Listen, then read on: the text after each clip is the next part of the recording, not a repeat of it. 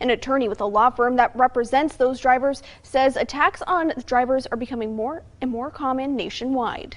The first call into Dayton police at 1 a.m., a Lyft driver robbed at gunpoint, her wallet, phone, and vehicle stolen. The second, around 2 a.m., police finding a 35-year-old male gunshot victim following a crash, also a Lyft driver. LegalRideshare LLC attorney and co-founder Bryant Greening says rideshare drivers are easy targets. They're often pulled over on the side of the road, their doors are unlocked. They're expecting that people are going to get in and out of their vehicles, so their guards are often down. LegalRideshare LLC offers dash cams to rideshare drivers. Greening says he would like to see rideshare companies and lawmakers take action. Put some real money, some real technology into making rideshare as safe as it can be. And we'd also like to see the state and local governments step in with some regulations that require safety for not only the passenger, but the driver as well.